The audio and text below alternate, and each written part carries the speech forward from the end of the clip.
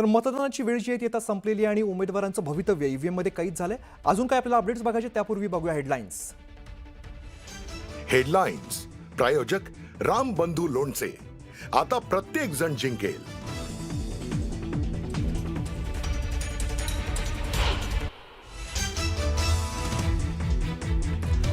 मुंबईसह राज्यातल्या 29 महापालिकांसाठीचं मतदान ईव्हीएम मध्ये बंद।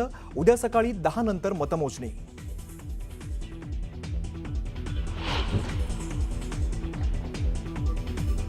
मतदानानंतर शाई पुसल्याच्या अनेक तक्रारी समोर। सॅनिटायझर लावलं तर शाई निघतेय। शाईच्या मुद्द्यावरून ठाकरे बंधूंची टीका। प्रशासन सत्तेसाठी कामाला लागल्याचा ठाकरेंचा आरोप। निकालानंतर कशाला दोष द्यायचा याची तयारी सुरू। मुख्यमंत्री फडणवीसांचा ठाकरे बंधूंवरती निशाणा। फडणवीसांनी शाई पुसून दाखवत विरोधकांचे आरोप फोडले।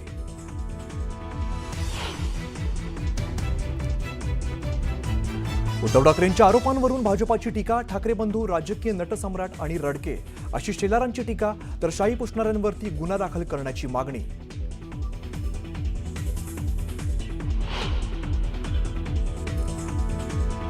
निवडणूक आयोगाकडून 2011 पासून मार्कर वापरला जातो। निवडणूक आयोगाचं स्पष्टीकरण। शाई पुसून पुन्हा मतदानाला आल्यास कारवाईचा इशारा।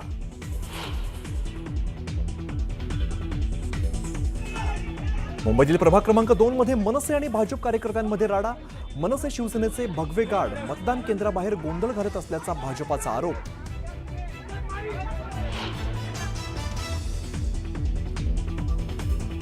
आणि नवी मुंबईत मतदानासाठी वनमंत्री गणेश नाईकांची धावपळ। मतदार यादीतून नाव गायब झाल्यामुळे गोंधळ। तासाभराच्या धावपळीनंतर नाईकांचं मतदार यादीत नाव सापडलं। तर वसई विरार महानगरपालिकेच्या सार्वत्रिक निवडणुकीच्या मतदानाला दुपारनंतर प्रभाग क्रमांक 16च्या मतदारांनी भरघोस प्रतिसाद दिलाय। मतदान केंद्राबाहेर मतदारांच्या लांबच लांब रांगा लागलेल्या दिसून आल्या। तर मोठ्या प्रमाणात रांगा लागलेल्या आपण बघतोय। नालासोपाराची ही दृश्य आहेत। नालासोपारामध्ये मतदारांच्या लांबच लांब रांगा या लागलेल्या होत्या। मतदानाला भरघोस प्रतिसाद देताना दिसून येत आहेत नागरिक। आणि नवी मुंबईची ही दृश्य आहेत। मोठ्या प्रमाणात या ज्या रांगा लागलेल्या आहेत त्या रांगांमधून मतदार किती उत्साहात मतदान करतात हे दिसून येत आहे। अतिशय मोठा प्रतिसाद मतदारांनी दिलाय। प्रभाग क्रमांक 16च्या मतदारांचा हा उत्साह दिसून येतोय। आणि नालासोपारा या भागाची ही दृश्य आहेत। नालासोपारामध्ये या सार्वत्रिक निवडणुकीला खास मुंबई महानगरपालिकेच्या निवडणुकीला मोठ्या प्रमाणात प्रतिसाद नागरिकांचा दिसून येतोय। आज 29 महानगरपालिकांच्या निवडणुका आहेत आणि आता राज्यभरात काय काय वेगवेगळं चित्र दिसून येत आहे ते आपण पाहूयात। नवी मुंबई महापालिकेच्या निवडणूक अधिकाऱ्यांच्या चुकीच्या नियोजनामुळे मतदारांना नाहक त्रास सहन करावा लागतोय। नवी मुंबईतील झोपडपट्टीतील मतदारांचा जे हाल झालेत त्या मतदारांशी बातचीत केली आहे आमच्या प्रतिनिधींनी। पाहूयात।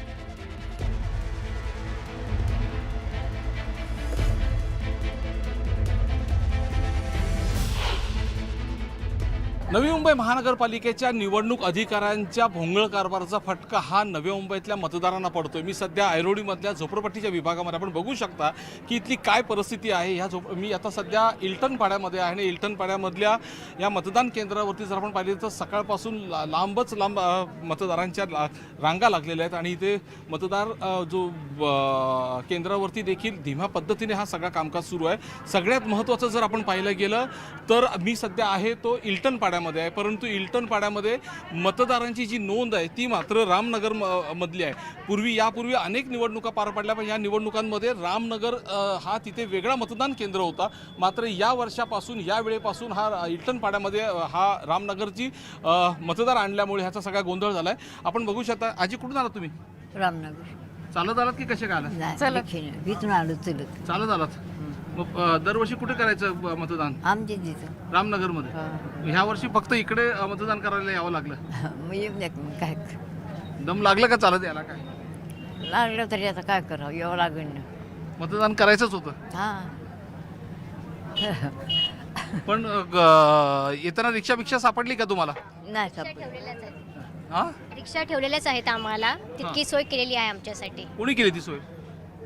जे उमेदवार राहिले त्या लोकांनी केलेली आहे. उमेदवारांनी सोय केलेली आहे. हो हो. तुम्ही कुठून आलात? आम्ही रामनगरमधून आलो. पण याच्यापूर्वी तुम्ही मतदान कुठे करत होता? रामनगरमध्ये. मुंबई महानगरपालिकेमध्ये आमच्या वॉर्ड नाही ना. हो, पण मग या वर्षापासून इथे आल्यामुळे त्रास झालाय का तुम्हाला? नाही नाही, रिक्षाने आला. रिक्षाने आलात तुम्हाला? तुम्ही रिक्षानेच रिक्षाने आलात? आम्ही सगळे रिक्षाने तुम्ही पण चालत आलात? कुठून चालत आलात? विष्णूनगरच्या त्या कोपऱ्यावरून त्यांना पण रिक्षानेच आलेलं आहे. इथून त्या फक्त खालच्या- आतमध्ये यायला जागा नाही म्हणून चालत आलेले आहेत. आपण बघतो की हा संपूर्ण झोपडपट्टीचा भाग आहे. सगळ्यात धक्कादायक म्हणजे आपण ही जी सगळ्या रांगा लागलेल्या आहेत, ही सगळी लोक रामनगरमधून आलेली आहेत. आणि सगळ्यात धक्कादायक बाब ही आहे की हिल्टन पाड्यांमध्ये रामनगरच्या लोकांची नोंदणी करण्यात आलेली आहे. तर हिल्टन पाड्यांमधली नोंदणी ही यादव नगरमध्ये गेली आणि यादव नगरची नोंदणी आहे ती ईश्वर नगरमध्ये टाकण्यात आलेली आहे. म्हणजे 8,000 मतदारांचा हा मतदान केंद्र आहे. मात्र या 8,000 लोकांपैकी 5,000 ते 6,000 लोकांना वेगवेगळ्या भागात जाऊन मतदान करावं लागतं आणि त्याचा नाहक त्रास ह्या इथल्या मतदारांना होतोय. आणि हे सगळे मतदार आपण बघू शकता की एवढा मोठा पट्टा कमीत कमी 1 ते 2 किलोमीटर हे चालत या मतदान केंद्रावरती येत आहेत. आणि इथे आल्यानंतर सुद्धा मोठ्या प्रमाणात रांगा लागलेल्या आहेत. तासनतास इथे रांगेमध्ये राहावं लागतं. एकंदरीत काय तर आज सकाळी वनमंत्री गणेश नाईक यांना देखील याचा ह्या सगळ्या भोंगळ कारभाराचा फटका बसला होता. जर वनमंत्र्यांना फटका बसतो तर सर्वसामान्य मतदारांचं काय, असा प्रश्न देखील त्यांनी उपस्थित केला होता. आणि तोच प्रश्न आज खऱ्या अर्थाने जे दिसतोय, कारण लांबच लांब रांगा ह्या सगळ्या लागलेल्या ह्या सगळ्या रामनगरचं आहे. इथून 3 किलोमीटरच्या परिसरावरती रामनगर आहे आणि तिथली लोक इकडे आणि इकडच्या लोकांची नोंदणी यादव नगरमध्ये, यादव नगरची नोंदणी ईश्वर नगरमध्ये. म्हणजे हा जो काय सगळा घोळ घातला, हा निवडणूक निर्णय अधिकाऱ्यांचा हा घोळ आहे. आपल्यावरची जबाबदारी दुसऱ्या अधिकाऱ्यांवर टाकायची आणि तो तिसऱ्या अधिकाऱ्यावरती जबाबदारी टाकते.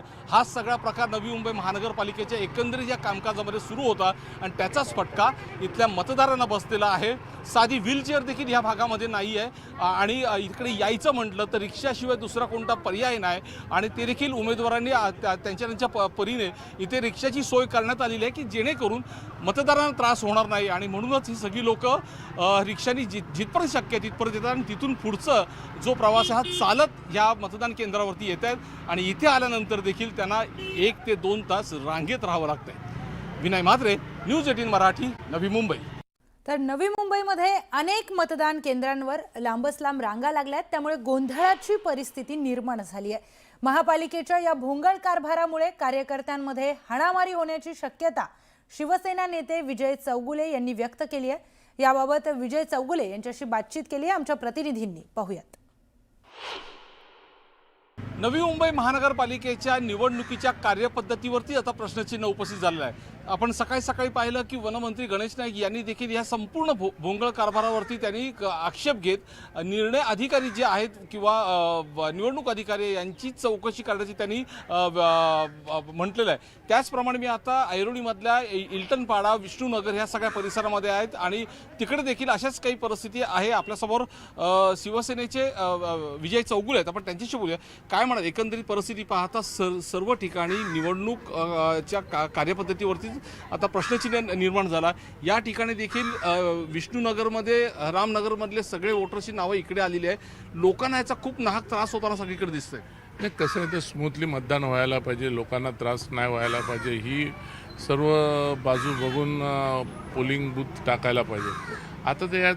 आता या वेळेस तर एवढा मोठा झाला की जो रामनगर भाग जवळपास 2 ते 2.5 किलोमीटरचा भाग, तो रामनगरचा भाग दरवर्षी तिथल्या तिथं मतदान व्हायचं. पण यावर्षी 2-2.5 किलोमीटरवरनं रामनगरला इकडे इल्ठणपाड्यामध्ये आणला. तर हा मोठी म्हणजे शोकांतिका आहे. या कशा पद्धतीने आणला आणि काय आणला याचा आम्हाला याच्यावरती लक्ष घालायलाच लागणार आहे. कारण ही आमची वोट बँक आहे. आमचे वोट बँक आहे आणि आम्हाला मतदान करणारी लोक आहेत. आता जाणून बुजून काही लोकांनी एक कारस्थान तर केलं नाही ना, अशी आम्हाला शंका त्याच्यामध्ये वाटायला लागली आहे.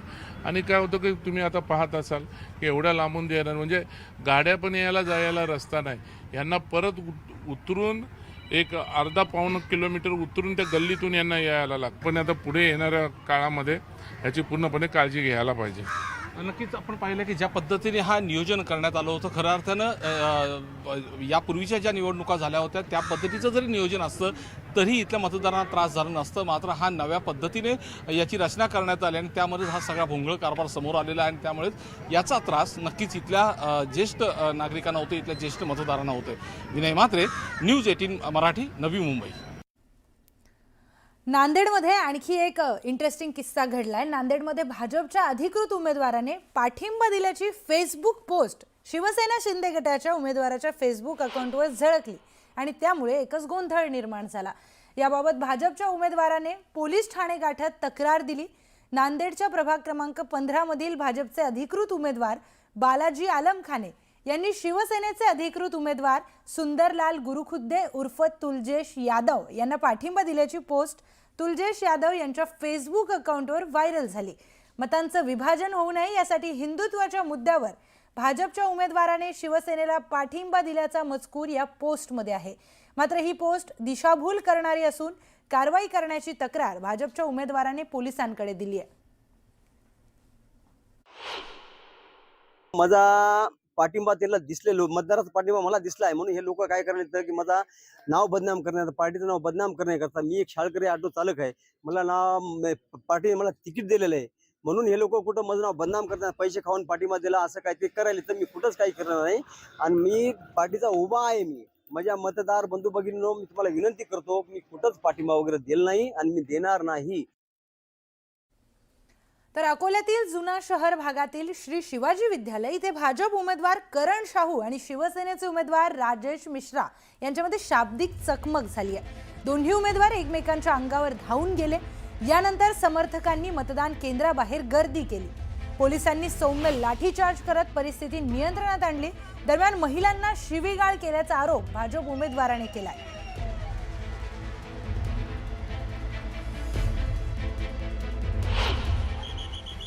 तर यांनी महिलांना इथं शिवीगाळ केली. लाडक्या बहिणी आमच्या आहेत, देवेंद्र साहेबांची योजना आहे आणि हे 2 दिवसात शिंदे गटात आलेले यांचं हिंदुत्व आता जागृत झालं का? लोकांना माहित आहे गद्दार आहेत लोक, यांना यांची जागा दाखवतील.